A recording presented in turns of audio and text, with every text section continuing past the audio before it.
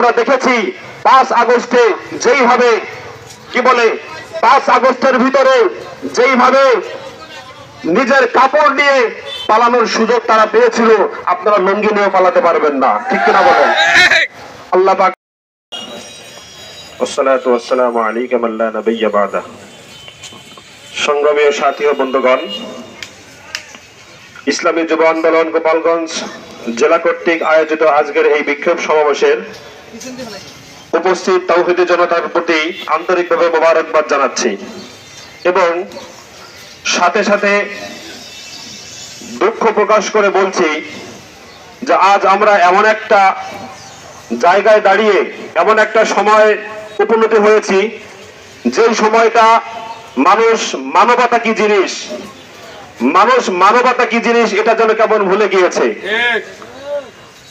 আজ আমরা এমন একটা জাতিতে উপনীত হয়েছি যে মানুষ হিসেবে মানুষকে মূল্যায়ন করতে যেন আমরা ভুলে গিয়েছি। সংগ্রামী সাথী ও বন্ধুগণ, অল্প সময়ের ভেতরে আমি একটা কথাই বলতে চাই, হুঁশিয়ার করে দিতে চাই, এই দেশের তাওহীদি জনতা যদি আরেকবার মাঠে নামে, আরেকবার যদি তাওহীদি জনতা আল্লাহু আকবারের ধ্বনিতে এই বাংলার রাজপথে নামে, তাহলে কিন্তু পালানোর কোনো সুযোগ পাবেন না। শায়েখ চরমরাই গতকালকে একটা কথা বলেছে, আমিও তার কথার প্রতি একাত্মবাদ প্রকাশ করেছি। সেটা হলো যে এই বর্বরতার শেষ কোথায়, এর দায় তারেক রহমানকেই নিতে হবে, এর দায় কেউ এড়ানোর কোনো সুযোগ নেই।